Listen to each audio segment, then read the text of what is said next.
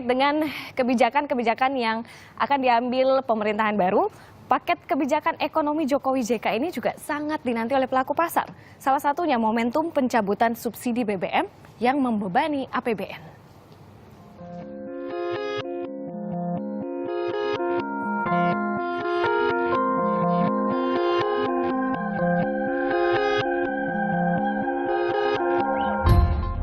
Kebijakan ekonomi Indonesia di bawah pemerintah baru dinanti para investor.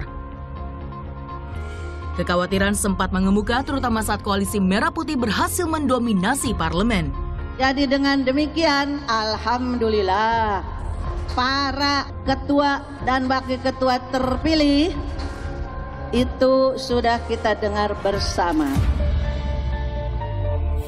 Pelaku pasar khawatir pemerintahan Jokowi JK akan banyak diganjal lawan politiknya. Indeks harga saham gabungan atau IHSG sempat turun tajam. Meski demikian, para investor bisa sedikit bernafas lega karena IHSG berpeluang menguat akhir tahun ini. Harusnya kalau Pak Jokowi atau pemerintahan baru ya bisa sesuai dengan platform yang dia kemukakan waktu dia melakukan untuk menjadi presiden itu yang 40 halaman dan itu sesuai, harusnya sih ekonomi kita cukup menjanjikan ya dengan optimistik yang lumayan gitu ya. Kejelian pemerintah menentukan waktu yang tepat untuk mencabut subsidi BBM dinanti pelaku pasar. 150 triliun dari hasil penghematan subsidi BBM bisa dipakai untuk meningkatkan perekonomian Indonesia di sektor lain. Kalau misalnya BBM dinaikkan dalam waktu yang tepat gitu ya, jadi tidak ada keterlambatan, harusnya pasar modal akan bereaksi lebih positif karena memang itulah yang dikehendaki sehingga postur APBN kita itu jauh lebih baik. Menjelang pelantikan presiden, meski sempat turun, harga saham masih stabil. Tera Patriana, Dwi Cahyo melaporkan untuk NET. Ya, sebentar lagi hari Senin tanggal 20 Oktober, Presiden dan Wakil Presiden terpilih Joko Widodo dan juga Yusuf Kala akan dilantik. Dan seperti apa tantangan terutama di sektor ekonomi nih, karena APBN kemarin disahkan, ternyata subsidi BBM juga masih membengkak. PR-PR lainnya seperti apa? Kali ini kita akan membahasnya. Sudah hadir di studio Ketua Kamar Dagang Indonesia Bapak Suryo Bambang Sulisto dan juga Direktur Institute of Development for Economics and Finance atau INDEF, Ibu Eni Sri Hartati. Selamat pagi Bapak dan selamat pagi Ibu. Pagi, Mbak Jika. Kabarnya baik? Baik. Alhamdulillah. Bu, ini sebentar lagi pelantikan. Aku ke Ibu Eni dulu. Ya. Silakan. Apa sih tantangannya yang paling ditunggu-tunggu yang akan dihadapi oleh Jokowi JK nanti pemerintahan baru? Yang pasti menjadi harapan masyarakat tentu ada perubahan kesejahteraan, itu yang paling utama. Jadi dari ini sudah ganti berkali-kali presiden gitu, tetapi kehidupan masyarakat tetap saja sama. Nah, yang konkret seperti apa, tentu yang sangat diharapkan, yang paling utama buat masyarakat ini kan mempunyai kehidupan yang layak. Nah, awalnya dari mana? Tentu pekerjaan. Jadi ketika lapangan kerja ini bisa dibuka, bisa menampung banyak tenaga kerja, tentu ini yang paling menjadi harapan yang sangat ditunggu. Nah, tentu ini sangat kaitannya nanti dengan Pak Bambang gitu kan, karena di Kadin ini kan yang terutama dunia usaha ya, yang menyediakan lapangan kerja.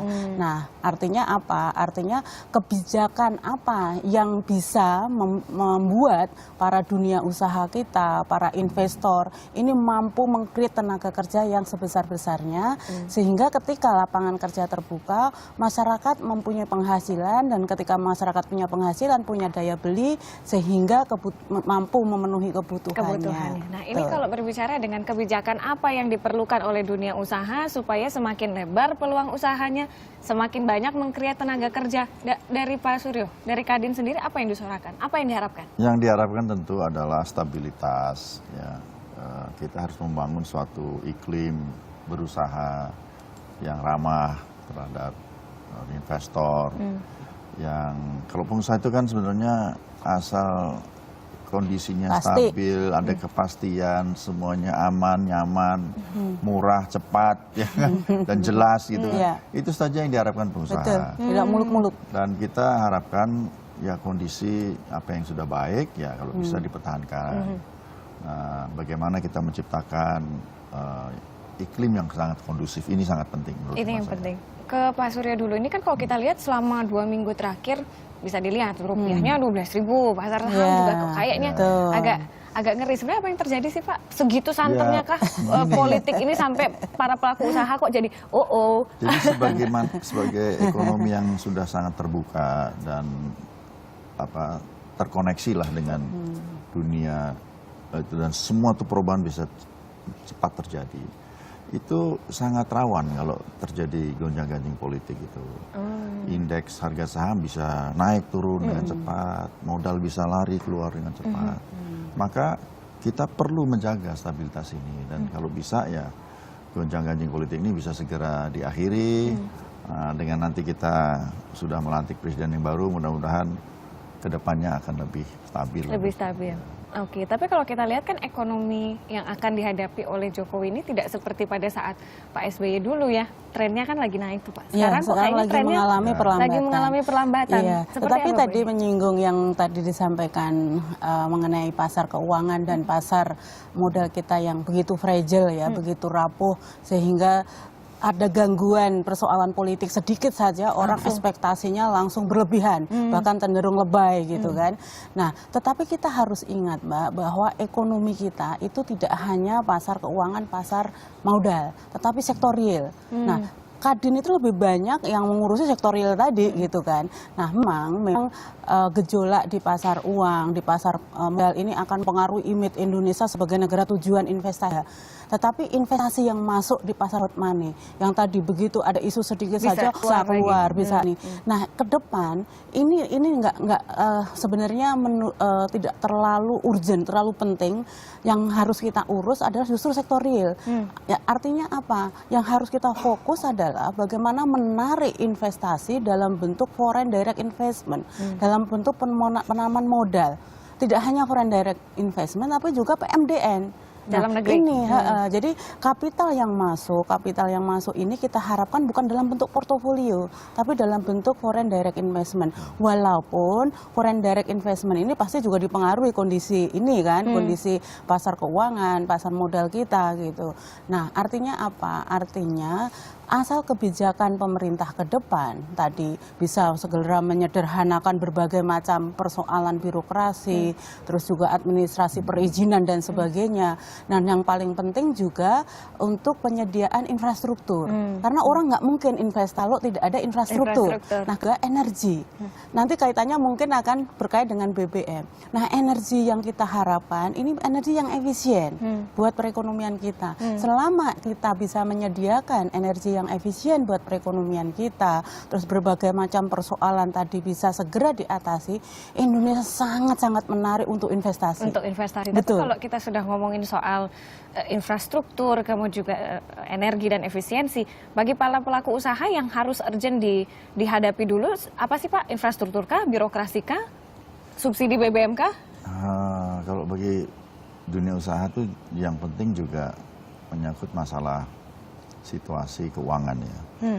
Karena dunia usaha itu darahnya itu ya dana, akses untuk mendapatkan dana. Dan situasi sekarang ini kurang mendukung karena faktor eksternalnya juga sedang kita menghadapi masalah-masalah yang perbaikan ekonomi di Amerika itu menyebabkan juga banyak modal-modal itu kembali ke Amerika. Ke sana, misalnya. ya?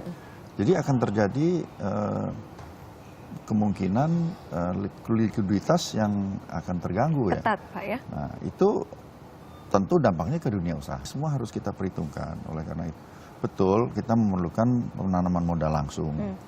Karena dengan itu baru kita bisa menciptakan lapangan kerja.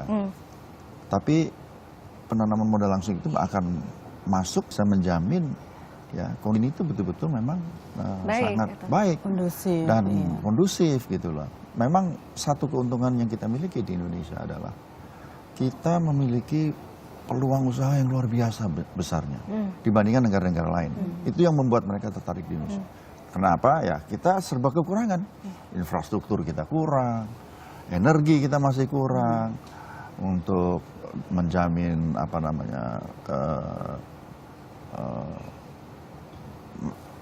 makanan bagi Pangan rakyat aja. kita juga Iya. kita masih Pangan kurang, kita gitu. masih impornya luar Jadi, biasa. Gitu. ini semua merupakan daya tarik tersendiri Bagi usaha. bagi dunia Iya, usaha. itu potensi untuk malah justru peluang gitu kan. Peluang Kalau untuk saya lihat investasi. sedikit nih kan peluang usaha dari kemarin Kadin adalah salah satu yang santer untuk menyatakan bahwa ayo ini supaya sistem keuangan kita juga fiskalnya bagus. Betul. BBM subsidinya cabut aja. iya. Betul. Apa betul? Apa se-urgent Kadin itu yang kita untuk paling mencabut mungkin BBM? vokal menyangkut masalah ini, karena kita menyadari bahwa masalah BBM ini adalah masalah perekonomian struktural, masalah ekonomi yang harus kita atasi segera.